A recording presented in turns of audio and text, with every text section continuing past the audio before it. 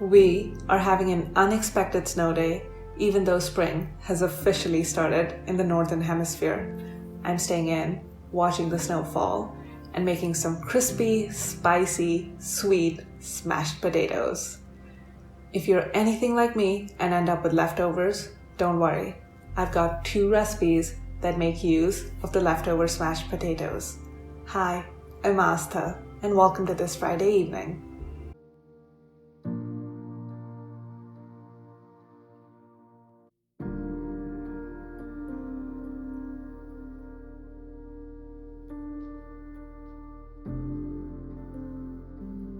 Smashed potatoes work best with baby potatoes or fingerling potatoes.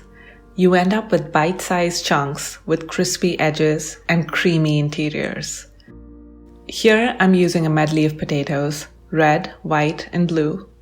You want to give your potatoes a good wash under cold running water and then boil them. I'm adding 1 tablespoon of salt to the water so that the potatoes are seasoned at every step. When boiling potatoes, start with cold water and potatoes and heat them up together. If you add potatoes to boiling water, the potatoes cook very unevenly. The outside of each piece gets mushy and soft by the time the inside is cooked. It's not a great experience. An easy way to know that your potatoes are ready is by inserting a knife into one of them. The knife should easily go in. Once your potatoes are boiled, drain the water. It will feel a little like getting a mini facial, and then dry them using a clean kitchen towel. You want to soak up any extra water because you want the potatoes to get crispy when you bake them instead of steaming.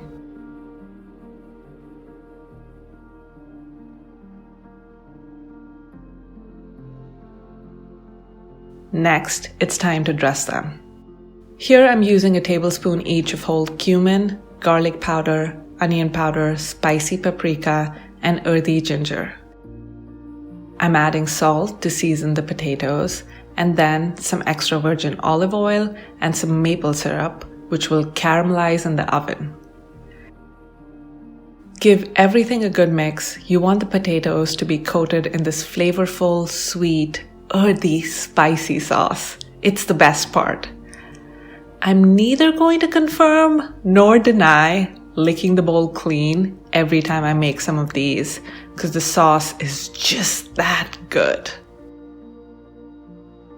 The final flourish is some zest of some fresh, crisp citrus. It helps add a lightness to the recipe. I'm zesting a lemon, but you could just as easily use a lime.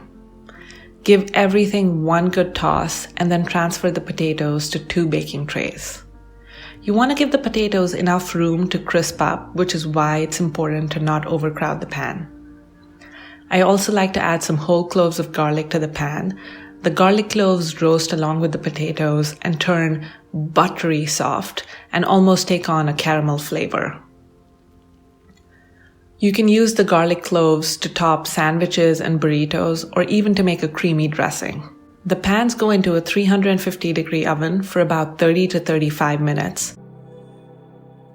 10 minutes in, you want to take your potatoes out and smash them. But while we wait for that to happen, let's make our creamy yogurt sauce. I want the yogurt sauce to be lusciously creamy, cold, with a fresh flavor so that it can balance the hot, crispy smashed potatoes. I'm going to start by slicing some scallions thinly. Scallions have a much milder flavor than onions, but they help add a crisp texture to the yogurt. I'm going to do the same thing with a generous handful of parsley. If you're not a fan of parsley, feel free to use chives instead, or completely omit it. I'm also adding some cumin, smoked paprika, and salt. Give everything a good mix so that the spices and herbs mix with the yogurt and you have the perfect dip. I like to top the yogurt sauce with some black nigella seeds and a few rounds of green onions, but that is completely optional. Back to our potatoes. They should be soft and you should easily be able to smash them. I'm using the back of a wet jar, but you could just as easily use a large spoon or even a can of tomato sauce. The smashed potatoes roast for another 20 to 25 minutes, and the edges will crisp up and the interiors will stay soft and creamy. The potatoes are ready. I like to serve them with a yogurt sauce and a generous topping of green onions, cilantro, and some mild red pepper slivers. It's the perfect thing to eat on a cold spring day. This is the perfect snack if you're feeling peckish mid-afternoon or are in the mood for a light dinner. Start with some lightly toasted bread. I top that with the caramelized roasted cloves of garlic that we made with the potatoes. After roasting, the garlic peels easily and spreads almost like butter. The taste isn't pungent or hot. It's almost sweet and buttery with a hint of garlic. To go with that, I'm making some quick avocado smash. All I do is mash a small avocado with lime juice, green onions, red pepper flakes, and salt.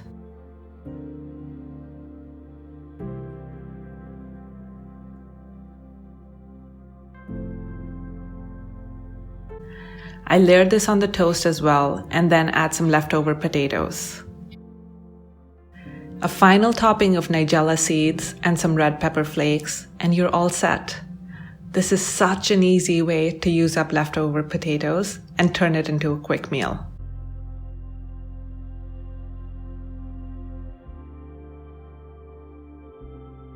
We're making a wrap, but before we do that, we're making a quick dip.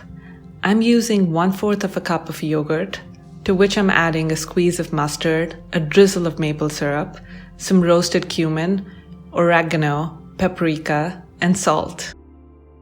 The combination might sound a little eclectic, but trust me when I say it works. Give everything a good mix and your quick dipping sauce is ready.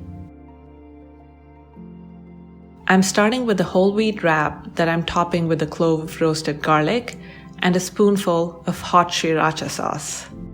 Next, I'm adding some diced red onions, some sun-dried tomatoes, a few crumbles of salty, tangy feta, and a generous handful of fresh spinach. The roasted potatoes go on top, and then wrap it up.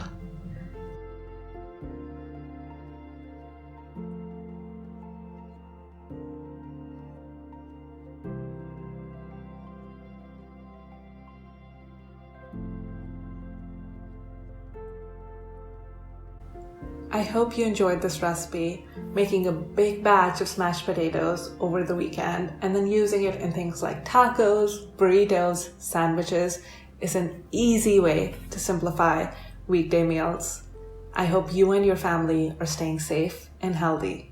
I'm signing off. I will see you here again next week. Until then, namaste.